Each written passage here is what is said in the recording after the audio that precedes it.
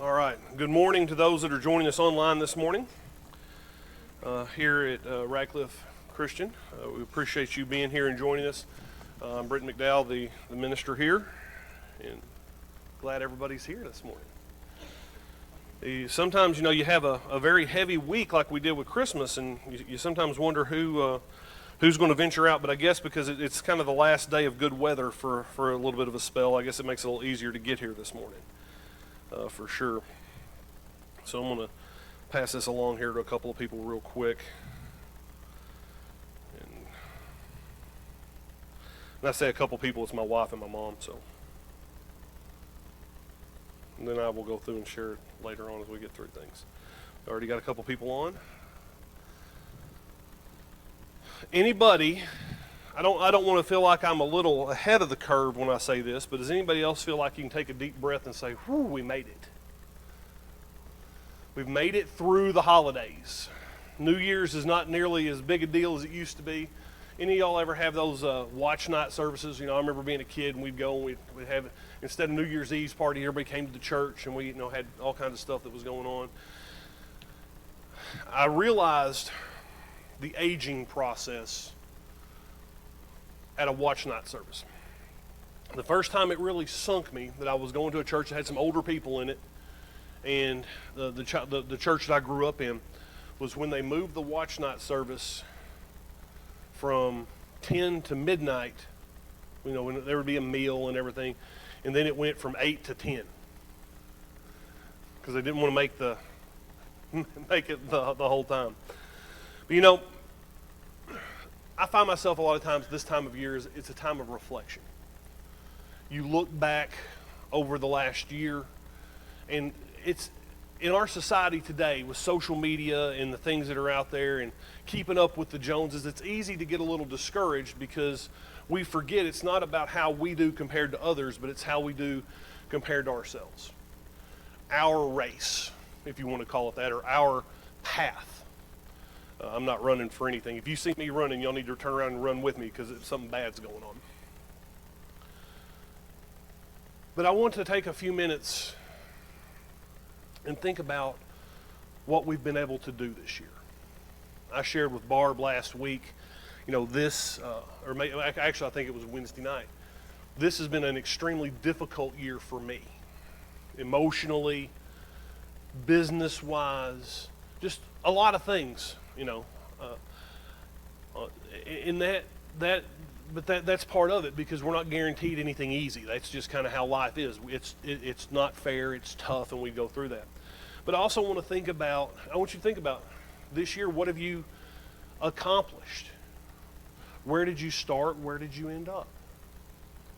For some people, my wife she's got a very unique perspective on things. She goes, sometimes the victory is not necessarily because you gained or because you grew, but because you maintained. Fighting the battle of the here and there. And when we think about that as individuals, we also have to think about that as a church. We went through a pretty good year of transition in 23 and 24. I started kind of officially in March. And so we've had 9 months, and I think that we've handled that's been a transition as well. There's some growing pains there because there's a lot of things that I haven't ever done before, so I'm having to wing it and figure it out as we go. But I want to get better in that process. But when we look at what we've done as a church, we've grown. We've added families. We've provided meals and fellowship. We've had Bible studies. We've had our Sunday services. The CIA groups met. The CWF is meeting. We have centering prayer. I mean, that's a lot of activity. When you look, especially when you look at our size. Give yourself a hand for that.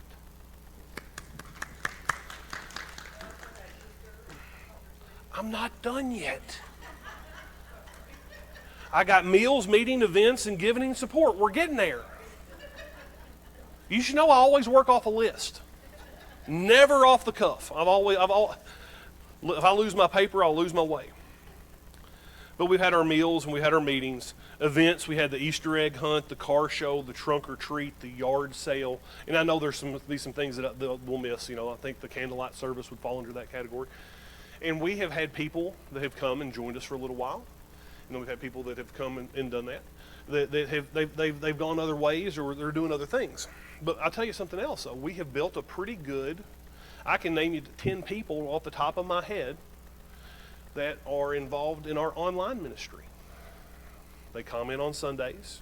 They comment on our posts. They're involved, and they have been here and been a part of us. And that's a testament to the vision of our board and of what we've done, that we have created this outreach through our online. That's pretty exciting too. And then also our giving and support, adopt a child.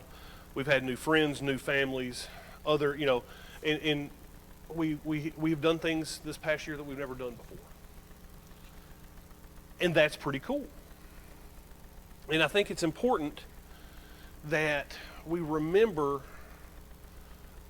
and we consider, we think about what we determine as progress. And I like to, it's important, I think, that that this is being broadcast out, because there's people that are going to see this and they're going to determine if this is the kind of church they want to be a part of. Because there are people, they want to go somewhere and they want to walk in and punch their clock. They want to sit and put their hour in. They want to get up, they want to punch out, and they're going to leave. And you might see them again in a month.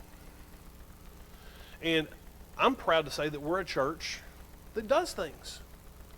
And a lot of people, that's what they're looking for. They don't want to see a church that you come in, you give them their money, they put the money in the bank, and then they don't do anything with it. People want to see the message and the method of following the message, and they want to see it in action. And I'm very confident when I say that we're a church that takes action. I've been to every board meeting last year, and there wasn't a meeting that came up that there was a problem, that the problem wasn't addressed and it wasn't taken care of. You don't know how fortunate that is. As I've gotten kind of connected into some other ministers and through, up there at the seminary and doing those things, I'm going to tell you what, there's some messes that people got to deal with. And I'm thankful that we don't have that. Because I think it's because we are centered on what we need to do. So take a deep breath, smile, and appreciate what we accomplished in 2025. Because I can say confidently that we're more than just here. That we progressed. And that is a testament to you guys. So give yourself a round of applause on that. But, there's always a but. The new year is upon us. And so what does that mean? Here we go again. I'm telling you, if I had a soundboard, man, I can think of the music I could hit to go with that, but we get in trouble with all the copyright people. But at least we're not going, here we go again, and at least we're not on our own. We're together. Matthew 9, verse 37. Jesus is talking to his disciples, and he says, "The harvest is plentiful, but the laborers are few. Therefore pray earnestly to the Lord of the harvest to send out laborers into his harvest." We all have eyes, ears, and we can see and hear and feel the world today. We understand the people that are out there. I would consider you a very empathetic, sympathetic group. You understand what people are going through, the challenges that they have. And the reason that is because many of us are going through those same challenges, those same difficulties, those tough times. And so we just completed Advent. In the season of Advent, we were given hope, joy, peace, and love. Christ came, he started his ministry, and then he gave us the commandment of making disciples. And so with what we now have ahead of us in 2026 is we have to ask ourselves a question: what's going to be the best way that we can go about finding and making disciples? Now, that will vary for every person. That will vary for us as a congregation. I hope it varies for a lot of other congregations, because there's a lot of people there's a lot of opportunity to go out there and do that. But a lot of it's going to hinge upon the relationships that we have with people that don't come to this building. And that's, in the old recruiting world, you're going to leverage your relationships. You don't have to raise your hand, but how many of you know one person right now that could benefit from coming and being a part of our group? How many of you know 5 people? 10 people? Some of you may not know a lot of people, and that's okay. I understand that. But still, knowing that there's people that could benefit from being here, that's got to take a priority in our actions and in our lives as we go forward.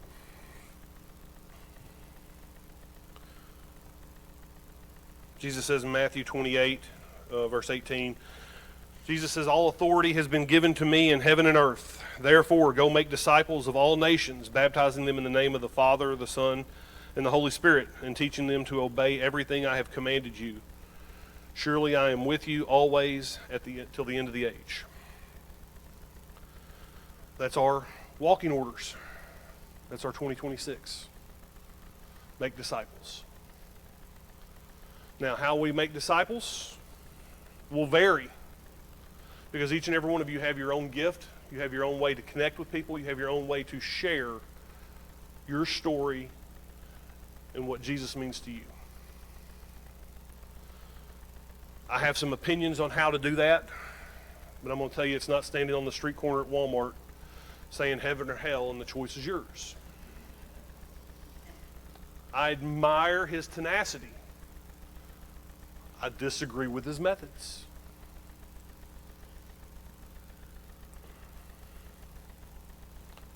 It's 2026, so it's almost upon us. I think about, first thing when I said 2026, what the first thing that popped in my head was, where's my flying car?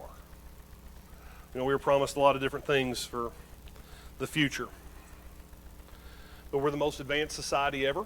We have more information, more knowledge, more application, but we seem to be lacking more in connection. How many of you feel disconnected or alone sometimes? I wish I could be alone more sometimes, but that's another story. But there are a lot of people that feel that disconnect.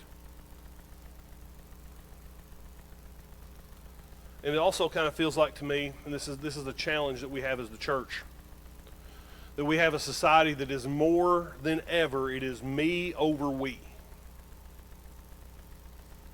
The individual instead of the whole. We are individuals, but we were made to be a part of the big thing, the big picture. And it seems like that's broken down a little bit. And it seems like that we can take that as a precautionary tale. I've told you that, when in the church world, when you break down salvation to it being an individual thing, and it's all about the one person finding salvation, being reconciled, getting saved, saying the prayer, and getting baptized and doing those things, that as a church we have begun, in a society that's where we kind of have fallen behind, because we've recruited them, but we haven't given them any training, and we haven't given them anything to do, any work. And that's what the discipleship process is. You know that. We know that. But knowing and doing are two different things. And so, one of the things that in 2024 that we did was we put together kind of a mission statement, or kind of a direction, and the board adopted it to do that. And if I ask how many people know what it is, there's a couple people that helped write it that should know what it is. But this is something that I think that needs to be our reminder. It needs to be on our social media. It needs to be something that we put forth to tell people what we do and what we're about here. Because we are a church that's based in action. And so the mission statement came about was that at Radcliff Christian, we're growing our faith and congregation through outreach and service. Now, we know that works. Look at last year. Look at what we provided our community. Look at the impact that we made. That's what we did. But as we bring new people in, especially if they're a me instead of a we focus, we can't do them the disservice. We have to teach them how to be a part of the we, the us, and how to do this right here. Which I think the more that we make that known, there will be people that will be drawn to that because they're tired of seeing churches that they're passing the plates and they're building big buildings. And they got a smoke machine for the youth room, but they're not making a difference. They're not impacting people. They're not being a friend. They're not being the shoulder. They're not being the hands. They're not being the feet. Now there is another side of this. And this is a little scary because we are kind of small in number. And we have a lot of people who do a lot, who do a lot of stuff. And by no means am I saying, hey, we got to do more. But we're called that we have to do more. And the scary part about it is that we may start a diaper ministry or a baby ministry, or we may start a senior ministry where we find a way to serve older adults that are, that maybe they're retirement age and they're empty nesters and they don't have anybody local. I mean, the opportunities are limitless with what we can do. But we need to be prepared that we can do a whole lot of good and may not get any more people in our seats. And if that's the case, that's okay. Because it's not about the result, it's about the process and what we're doing and the work that we're called to do. And so when we think about that mission statement, growing our faith and congregation through outreach and service, things to consider as we move into 2024. Number one is who. Who do we want to serve? Who is our outreach going to be focused towards? I mean, it's easy to say we know everybody, the world, those people that are out there. But I think we can do better than that. I think we can be more focused and we can find, especially those right here local in our community that need us. Most of us probably know somebody. That's who we need to think about. When you think about what's our ideal new person, what is it? Probably the ideal new person we have in our mind is not what we're going to get. So we need to be prepared for that. Next, for growing our faith and congregation through outreach and service is what? What are we going to do to outreach and serve? We've had success with what we've done thus far, but are there other things that we need to think about, that we need to consider? Somebody in this room, we talked about a few months ago, we hadn't had a lot of follow-up with it, but I said, think about a need of the church and start praying for it, and when we get it filled, let me know. But some of you may have something on your heart today that's the next thing that we need to do. And we need to share that. We need to figure out how we can make that happen, especially if, you feel that this is what God's told you need to do. I'm always skeptical of the God told me to do something crowd. I'm always skeptical. But we can take that case by case. Next thing we got to consider is when are we going to do it, who we're doing it with, what we're doing, when we're doing it, and where are we going to do it. Where's our focus going to be? When's it going to be? Are we going to focus on big holiday event things? Are we going to focus locally? Do we want to, how big of a net do we want to cast? Do we want to be 5 miles, 10 miles, statewide? Those are all things that we got to think about when it comes to the application of that mission. It can be a little overwhelming because Jesus says, go into the world. I didn't do the research on the word there, if it meant the world meant everybody or if it just meant the non-church people. I don't know. But I think one thing's for certain, the year of 2026 will be a year of growth. And so I want you to think about and to contemplate, where do you need to grow? That's part of my job, is to help facilitate that. Do you need to grow in grace, compassion, love, empathy, relationships, Vision. What do we need? Where do we need to grow as a church? Those same areas? Those are all things to contemplate that we go there. Now, when it comes to personal and corporate growth, there's a price that has to be paid. John Maxwell calls this the law of sacrifice. I had a football coach tell me, it's what are you going to give up to go up? Because change is going to be uncomfortable. Growth is uncomfortable. How many of y'all remember having growing pains back in the day? I spent 3 years that my legs hurt all the time. But there's going to be, there will be a price that we have to pay. Could be time, could be comfort, could be presence, I don't know. But we have to be prepared going forward that if we are to grow and to do what Jesus has called us to do, that there is going to be a price. I remember I started off on a project, and I had my routine and everything that I like to do, and what I like to do.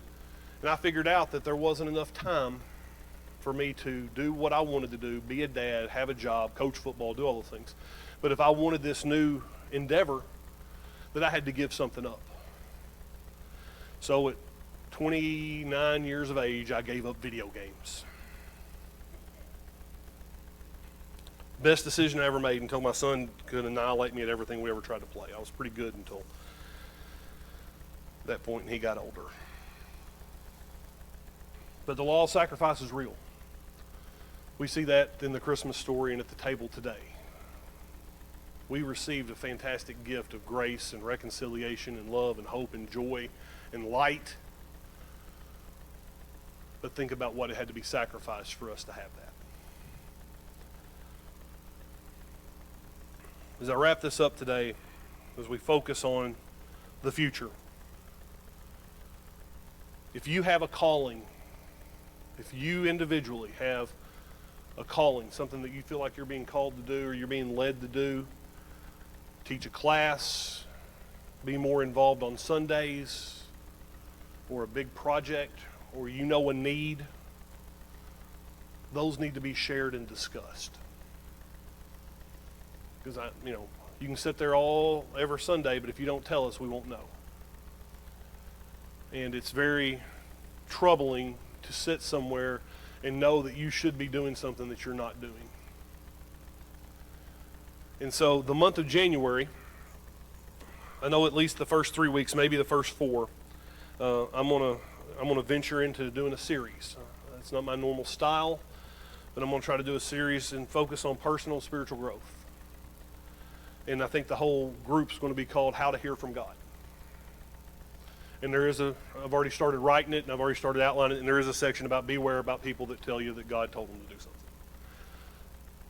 I've got a great story on that, and I'll share that for another day. But as we think about the past year, we have so many things to be thankful for and so many things to celebrate. But we can't stop. We're not told to do it until this point. We're told to go and do. And I'm excited that this coming year, even if we did everything that we did last year, I think we'll see some of the same results. But I think and I feel that there are people here that have other things that we need to consider, that we need to do, me included. And so for those of you that are watching, if you want to, I'm going to extend the invitation, especially if you're local here, and if you're not local and you still want to be involved, we can find a way for you to do that. But if you're local, come be a part of us, because we'll be doing stuff. And that'll be uncomfortable, and it'll be scary, and it'll be frustrating, and it'll be difficult, and we'll be bad before we're good, and we'll be good before we're great. But that's just the process. Because in all the things that I've ever learned to do, I've ever been a part of, there's a very simple little flow chart that I like. I wish I made a graphic for it. But everything that we do, we evaluate, we learn, and we grow. And that's what we've done. Now if you think about it, over the past year and the years here at this church, that's how it's always been. You do something, you evaluate it, what worked good, what didn't, what do we need to change, you learn, and then you do it again, and you get better. So, let us have a prayer, and then we'll get to our discipleship hymn. Heavenly Father, we are so thankful for what the last year has brought us. Our new people, our new members, the value that we were able to add to our community, the good that we were able to do to glorify you. We are thankful to have been a part of that. But we are also aware and we know that the job's not done. That there is more that you have called us to do. There is more that you need us to do for you. And so I just ask that you prepare us for what you have called us to do, called us to be, and called us to make for you. Be with us today as we have our time of fellowship. And let us understand how valuable we are to one another.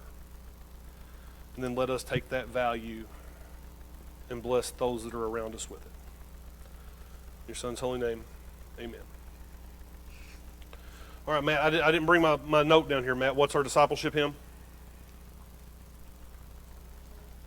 Joy to the World. I know that one.